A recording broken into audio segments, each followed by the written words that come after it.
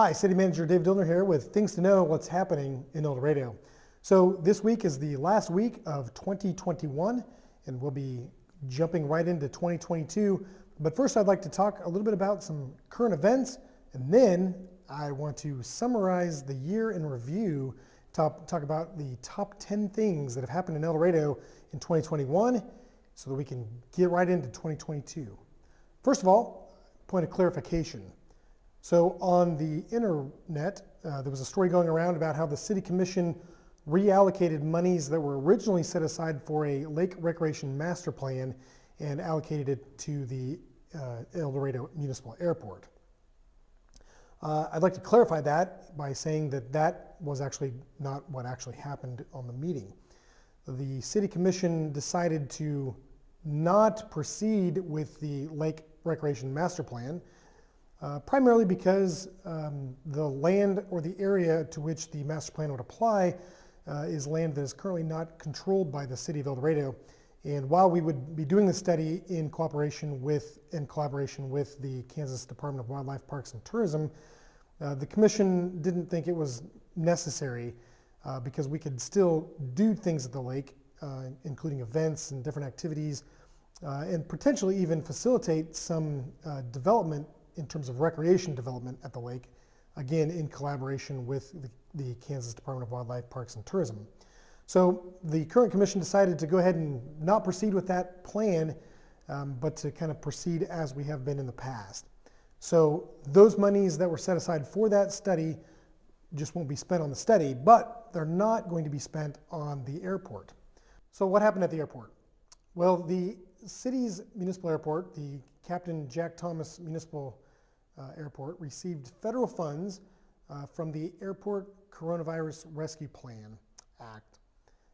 This really gives us about $32,000 of additional money that we can use at the airport on a variety of things, largely to prevent the spread of the pandemic through airport operations. It's a grant that all general aviation airports received as an entitlement grant. It had nothing to do with any monies that the city had before those dollars were allocated to the city. So it's a federal grant that Congress and the FAA was able to appropriate to general aviation airports throughout the country.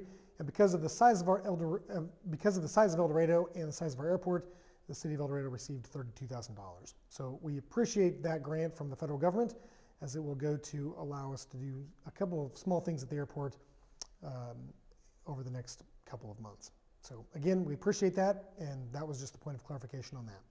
Speaking of El Dorado Airport, there's another bit of news that I need to share with you all, and that is that the airport is the recipient of another FAA entitlement grant. So the way the airport receives money, the airport receives about $150,000 a year from the FAA in entitlement dollars based on a formula that includes the population of the community as well as the size of our airport. So we get $150,000 every year based on that formula. Well, because of this new FAA grant that is coming down, the airport will receive an additional $159,000 every year for the next 5 years.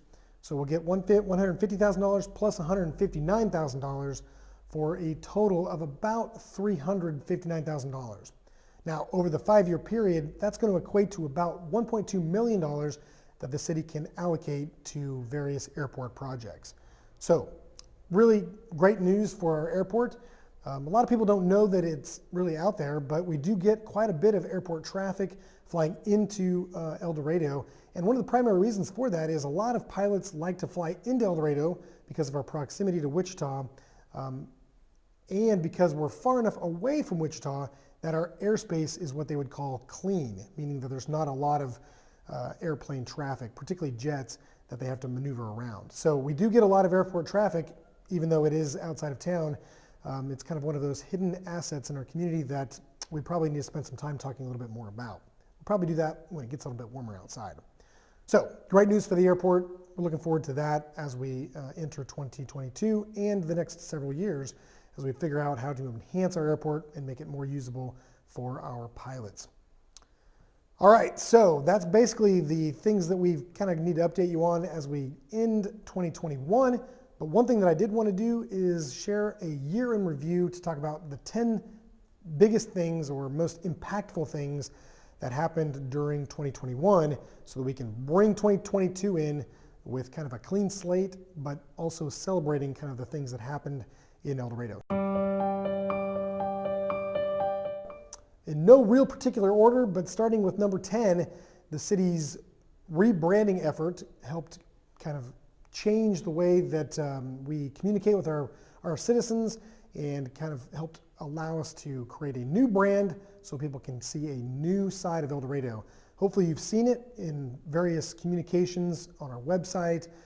We'll continue to use that brand to share all the things great about El Dorado. Number 9 is the City Commission authorized water and sewer studies to look at the capacity of our water and sewer systems, as well as to look at opportunities or ways that we can enhance the system in the event that we have growth.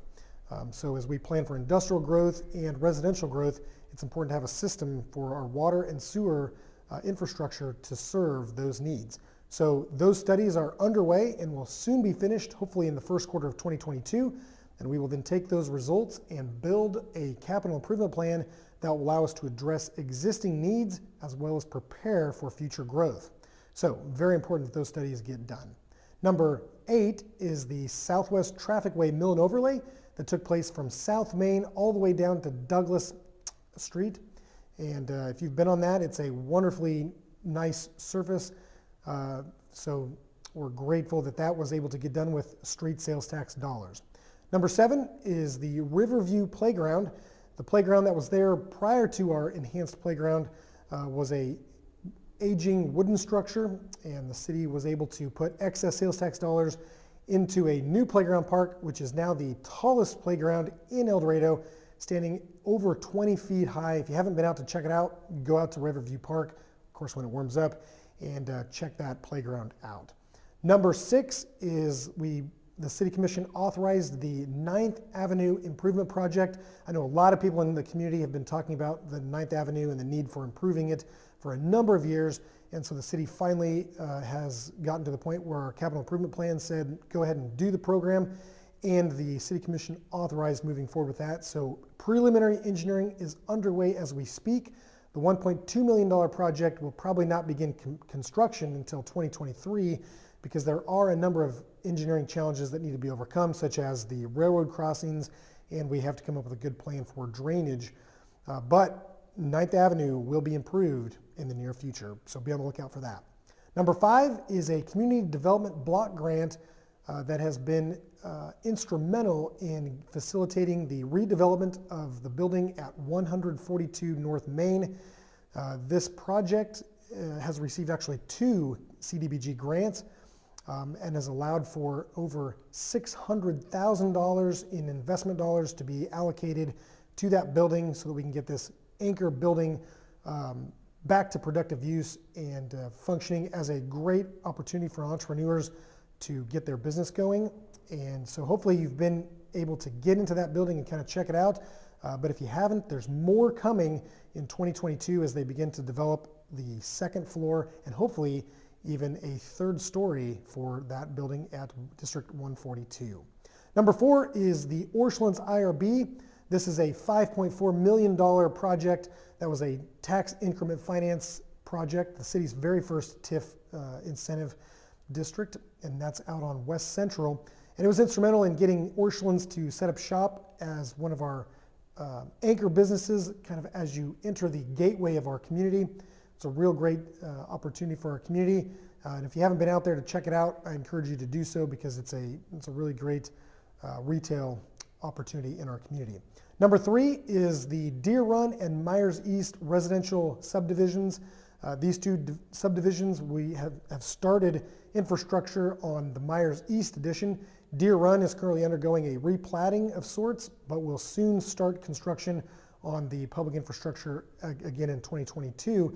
And all told, those 2 residential subdivisions will create 28 new lots for residential development that will be served with water, sewer, storm drainage, and streets, and will presumably also have housing built on them as well. So we'll get 28 new homes in El Dorado, at least 28 new homes in El Dorado beginning next year.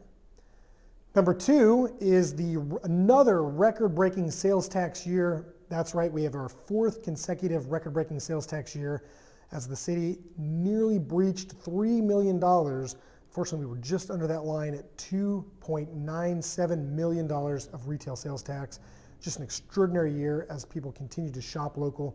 So on behalf of the city, thank you for continuing to shop local. I know there's a number of businesses that are also very appreciative of everyone's decisions to shop local, but now these dollars will be able to be invested in the community in the form of not only street improvements, economic development opportunities, and also excess sales tax projects. And so we're very happy that we have this windfall of sales tax. Let's see if we can break it next year in 2022 as we continue to reach for the $3 million sales tax mark. And then finally, number 1, it goes without saying that this year was our 150th celebration. We had a great celebration in September. I want to thank all of the people that helped facilitate that, and I want to thank all of the citizens for really making this 150th anniversary of El Dorado a huge success in terms of celebrating everything that is El Dorado. And we look forward to not only continuing El Dorado in terms of 151 years, but looking forward to start the next 150 years as we begin jumping into 2022. So, as you can see, we've got a lot of great things happening in El Dorado as we close out 2021 and begin 2022. Who knows what will happen in 2022, but on behalf of the city, we're wishing you and your family a very happy new year. I hear the weather is supposed to turn a little wintry, so make sure you're safe and maybe bundled up and indoors and enjoying that turning of the clock as we enter 2022.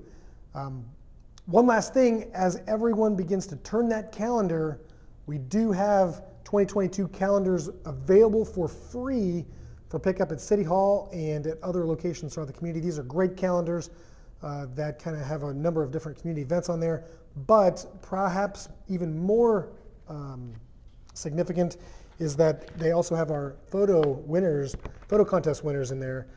So if you like El Dorado, you're proud of El Dorado, you might want to pick up one of these great calendars for free as you want to celebrate 2022.